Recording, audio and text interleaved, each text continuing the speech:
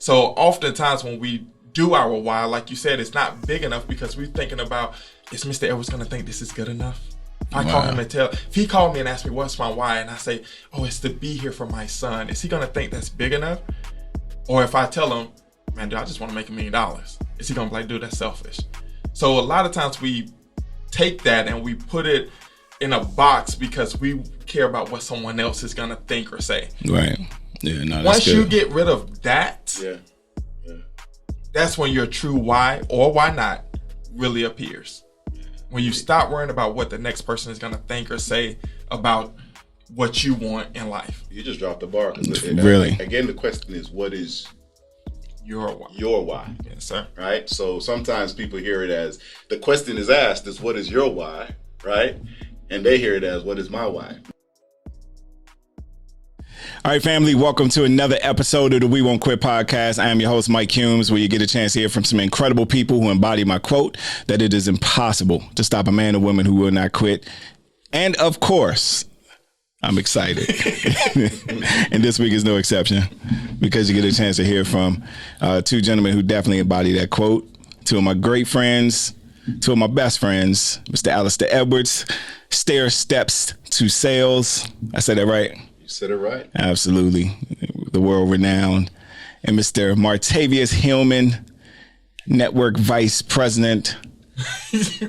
You got a lot of titles, man. A lot. Yes. With all those titles, let's talk about something. What do we do when you get in trouble? What keeps you guys focused? What do you do when your why changes?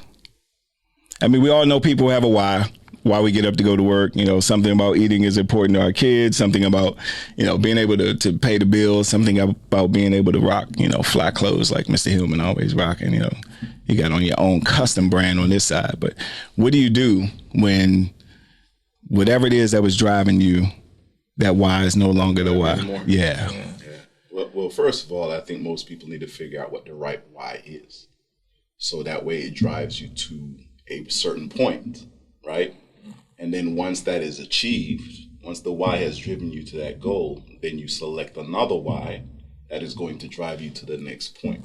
I think, first of all, most people make a mistake of not even figuring out what the right why is. Like, I say I want to do this, but the minute it get hard, I don't have to do it. Right? Your why has to be something that you have to get done. It has to be so indoctrinated into your being that you're like, it's like, you know, Neo said something the other day. He said it has to work or it has to work. It's that facts. Yeah, it has to work or it has to work. But don't most people have that anyway? And they just, I mean, because again, we talked about being able to pay the bills, being able to spend time with your family, being able to just, and I'm not talking about the extracurricular lifestyle that comes. I'm talking about just being able to maintain, and you know. Yeah. Two things on that point. One, I think we hear so much about the why that we feel like we have to create one that someone else is going to be like, ooh, that's good. I remember when I first started figuring out what my why was, you know, my wife was pregnant and then my son came, and when I was telling my story, I would always say that my son was my why. And my wife heard me one day and she said, that's not your why. She said, I'm your why, boy. That's what I thought was coming from. She was like, your son is not your why. And I'm gonna be honest, I was hurt. I was like, how dare you? Like, I'm a father. She was like, no, because with or without this opportunity, your son is gonna be taken care of. So for me, I had to switch from my why to my why not. Why not be the next ring earner on Mr. Edwards' team? Why not be the first six-figure earner in my family? Why not be the first millionaire in my family? Why not? I had to switch to my why not, to where the why, it wasn't important for me. Yeah. No, that's good, because, and that's what I was saying when it goes back to what, you know, Mr. Edwards was talking about, is a lot of folks, they have it, or, you know, they're thinking too broad or too big. There are levels of it. Yeah. You know what I'm saying? Yeah. A certain why will get you up to punching in the morning to go work a job. But it's a totally different why that says I got to do this until I don't have a job. It's two different whys. Right. You know what I mean? There are levels to it. Yeah. You know what I mean? There's a decision that has to be made when we talk about your why. It's the same as to what level of a why do I want, right? Because I'm just going. If you look at 80% of the population, they get up in the morning and their why is to pay the monthly bills, but it still does not get them out of the rat race of, used to say something that used to always amaze me. I dig the ditch. No, I go to work to dig the ditch, to make the money, to buy the food, to gain the strength, to go back to work, to dig the ditch. And that's 80% of the population. It's not that they don't have a why.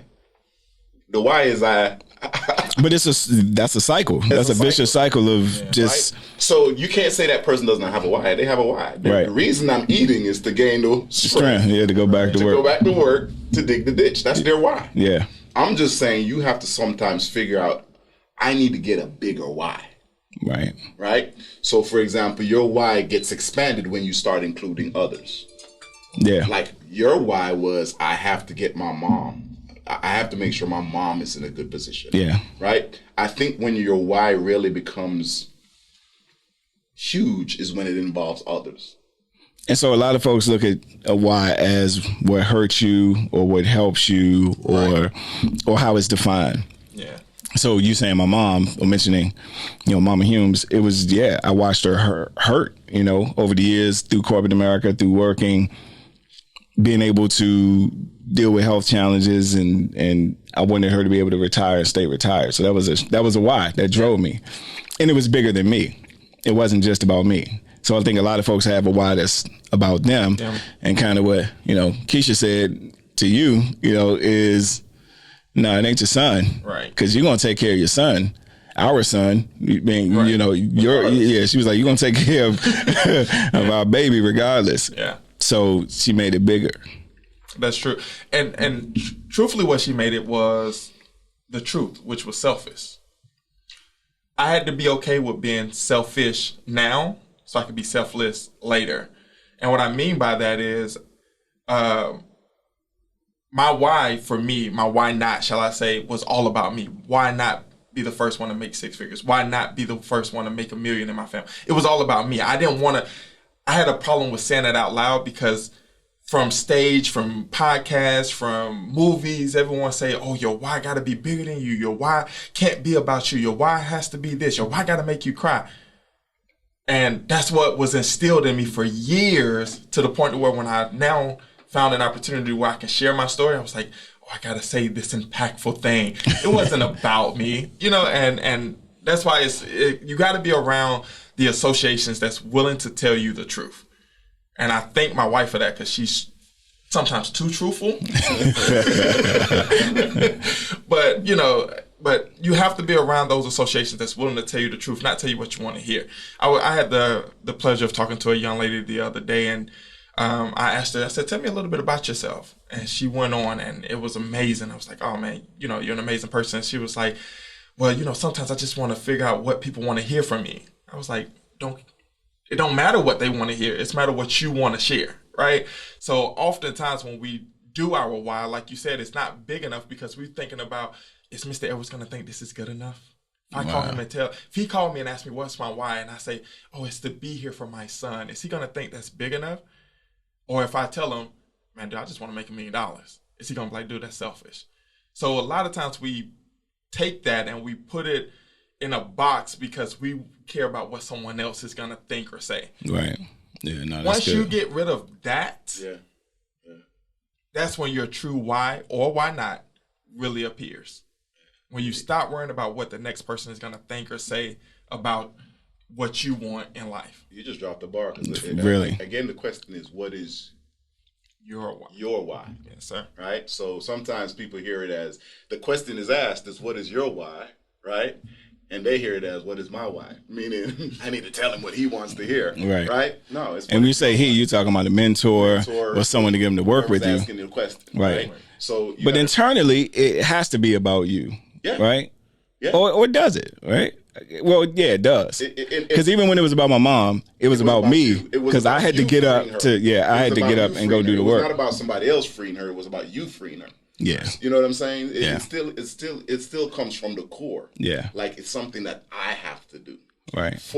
I have to whatever for is, it still comes from, it's the reason why I'm getting up every morning. This is the reason why I'm working a full-time job and building my business part-time. This is the way, this is the reason why I worked 8, 9, 10 hours and then went to a briefing and spent 3-4 hours after with the meeting after. It still boils down to what you have to do to accomplish whatever it is, whether it is for yourself, whether it is that I want to make $1 million or that I want to free my mom. It's still going to boil down to you. Yeah. Right? So the activity has to be put in place. Or why not? All right. Which is key. That was good. Yeah. And it's perfect because we're talking about it on the We Won't Quit podcast, hosted by Mailman, a millionaire, Mr. Mike Hughes. Okay, I'm sorry. Had to get that. You just had to throw that in there. I'm gonna let him do the voiceover for the next podcast. Welcome to the We Won't Quit. No, okay. You know, no, but we're talking about it on exactly. We're talking about it on the We Won't Quit podcast, and it posed the question of how do you get out of the feeling to quit something that is bigger than you or that is something that you want? Because, well, let me ask. I don't want to assume. Have you ever felt like quitting? Yeah, all the time. Yeah. So what took you out of about 20 minutes ago? Right? I felt like quitting, right when we realized that we were talking for about a half hour or an hour and it was the camera wasn't working, right? It wasn't on. I felt like quitting. I was like, man, this is I quit. Welcome to the I Quit podcast, right? But I think it really boils down to everyone feels like that.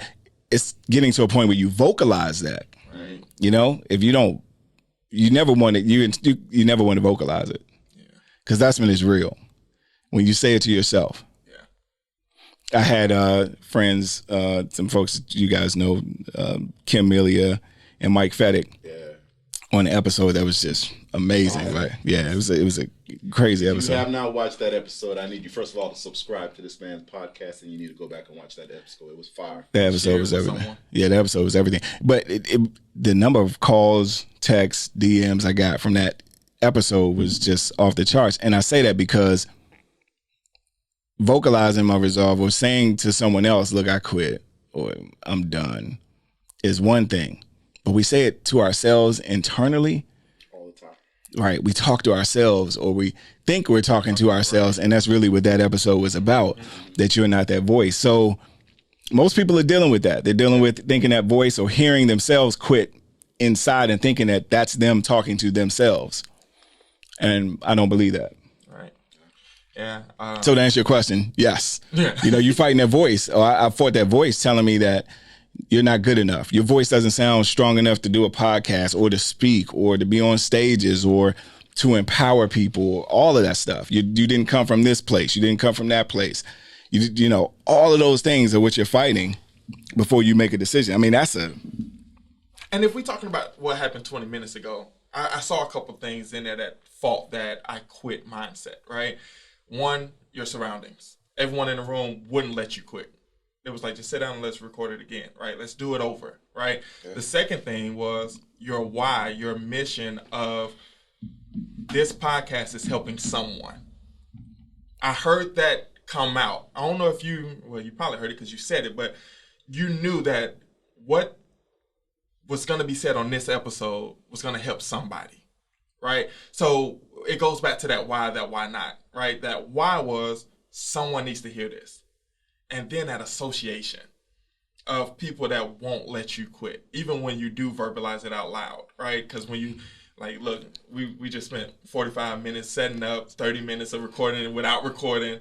And an hour worth of laughing and joking and playing. And then I was not treating if the episode did not go through. Now I'm just playing. Yeah, but your association said no. Absolutely. We're going to sit down and we're going to do it again. Is that why y'all said it, or was it because it was like, y'all wasted some time? No, I wanted food. No. Well, not only that, though, man. Not only the food. I think we each know the value of what you bring. Yes. That's what we bring. Because the great thing about this podcast is, as I said in the beginning, you're going to get a chance to hear from people. And that's where associations come in. Yeah. Because if it was just me recording by myself and, hitting two different cameras, checking the mic, making sure that card is right, making sure the lighting is right, and I could be doing so many other things that generate income. Right. It's because it's for someone else. So it's to be able to bring other people and the value that comes from it. We all take turns in reinforcing each other. Yeah. Because I remember times during my 18 years in the business where I was like, Mike, I mean, you done talked me off a ledge a couple times. And vice versa, though. You know what I mean? Yeah. So, and that's why, you know, as he said, associations are everything. It's having the right people in your corner to just make sure that you are doing what you're supposed to do. You see, all of a sudden, the Jamaican accent just came out there. Like how do you just click that switch in a second? Like, well, the strong Jamaican accent generated for that. Your whole audience be like, oh, what I'm saying? Hey, family, when was the last time you got a chance to wear something meaningful? Whether it was today, last month, or never. I want you to understand that Ject Design has a message that will resonate with each of you. Each and every design is intended to inspire action while reminding us to wear art. You can mix metal with a flower and wear the Steel Rose collection. You can unleash your creative genius, or you can participate in our legacy with the Signature collection. Here's what I need you to do. Go visit their website and peruse the gallery. Make sure you put in Don't Quit 22 in the promo code so you can receive that 10% discount just for being a part of the We Won't Quit podcast family. Go out and check out Ject Design. You will not be disappointed. And we will be too. Like, what did him say? But no, it came out in the middle of you really taking a deep dive into knowing. Yes. I love it, man. I love it. So what keeps you going? Is it selfish? Is it, I mean, do you look at it that way now? Like, is it something that if it is to be, it's up to me mentality, right? That's always been kind of something that's been projected to us. You know, if it is to be, it's up to me. For us, if you're building something bigger, it's not just up to me. Right. But what keeps you focusing on that why? Yeah. I mean, your why or your why not evolves, you know, over time. I think you and I was having a conversation. I said, yeah, I started because my wife was pregnant, but I actually went to work because I lost my job. Right. So things happen over time. Now I have 2 kids. So that's really my why, because, yeah, I got 2. He took a breath and said that. Yeah, 2. Expensive. But no, what keeps me going, I can honestly say it's no longer selfish.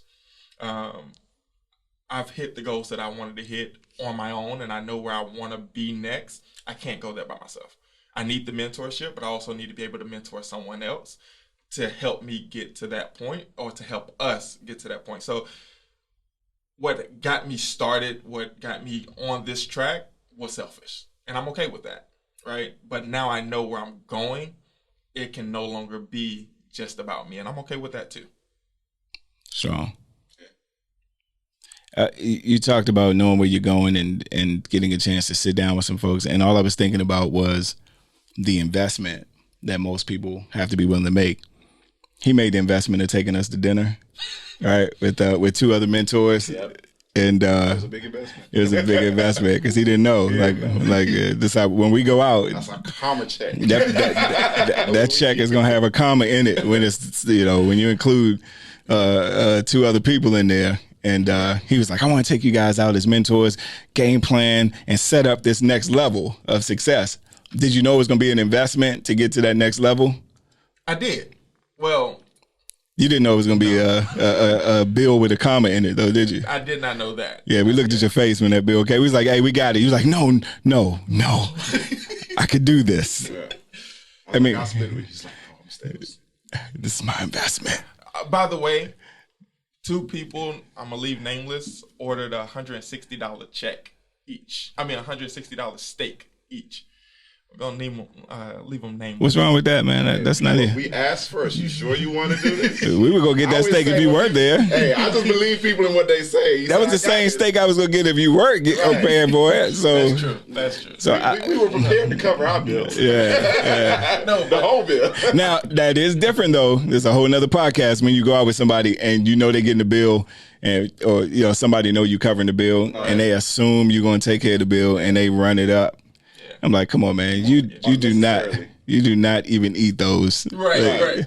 People are trying. Trying to pronounce calamari. Yeah, exactly. They was getting all types of stuff, but yeah. But no. But we thank you for that. No, thank you. I couldn't afford it without the 4 people that were sitting at that table. So I knew it was going to be an investment. I did know that, and I was okay with it because this is the one thing that it didn't matter what that check was going to be. I didn't have to look at my bank account, and it was because of the 4 people that were sitting at that table. I didn't have to look at my bank account anymore. I can remember going to Outback. You laugh at me about this. I was like, if I ever wanted a good steak, I used to go to Outback. And he was like, Outback? But before I went, I would look at my bank account and see how much. Okay, now I'm looking at so the fries with the 17. So we can't get an appetizer today, baby. Can you put this on 2 cards? Yeah. Like, can I split this? Can I give you $20 in cash and the rest? Exactly. I'm like looking at the check like, ma'am, I did not order gratuity. Can you send that back, please? I don't know what that is. I did not eat that. Yes. What did they get? Yeah. So, and I don't know how we got on this topic, but the associations that you put yourself in and around allows you to do things that you normally wouldn't do, like to go to a restaurant where everything is a la carte. I'm gonna be honest, I didn't know what that word meant. A la carte. But yeah, so where you're able to go to a restaurant. It's so funny. But you're able to have a conversation. I mean, the conversations are different. So based on those type of conversations, it becomes bigger than you when you quit too. Because now I feel like even if I was to quit, I wouldn't just be quitting on my 2 kids and my wife at home. I'd be quitting on the 4 people that were sitting at that table that took the time out of their lives to mentor me. All 4 of y'all have kids, have businesses that you run, non-profits, but you thought enough of me to take the time out to pour into me. So if I quit, it's not just my family. It's those people that have said, no, I'm going to mentor, I'm going to coach, I'm going to help you get to the next level, right? And that's what the associations bring. That's what that mindset of we won't quit brings. Because now you got to realize when you make that quit, when you say, hey, I quit, you got to realize who you quitting on. Somebody right now is driving and listen to it. They don't have kids and say, well, I don't have kids. I'm quitting on. Well, if you're planning on having kids, you're quitting on them already. Oh, I don't have a spouse. Well, if you're planning on getting one, you're quitting on them already. Oh, maybe you're quitting on your church. You're quitting on your community. You're developing the habit. Yeah. Yeah. Quitter's habit. Yeah. So. And the funny thing about your investment, I always tell people, those that pay attention. Right? So the fact that you were willing to spend that money, what I also realized, though, you were intent in the conversations we've had. You know what I mean? Those that invest pay attention. Yeah. So that's why you've succeeded the way you've succeeded. Someone always asked me, man, how did Mr. Hillman do? I said, well, first of all, I've never had, it was funny. I was thinking, I was like, he's never once asked me why. He just said yes, sir. Right? Next? That's good in terms of whenever you're looking for direction, being able to literally just take that advice, that mentorship, and just run with it. But that's a great association. That's when you trust your association. Right. Yeah. And you trust, going back to the why, that those folks know your why. Mm-hmm. Those associations know why you're doing what you're doing, and they remind you. He just did it during the break. Yep. Right?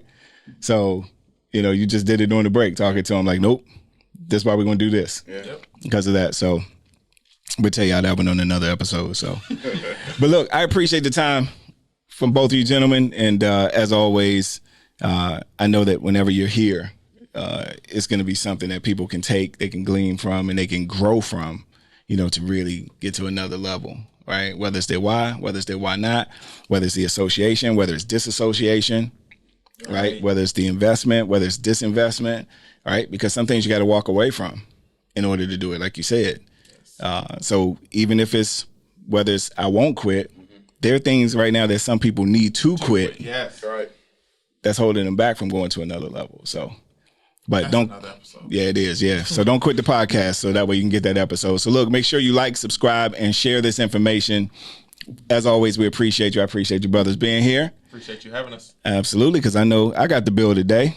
Can it not have a comma in it, please? Well, I purposely didn't eat. as he rubs his stomach, right? Absolutely.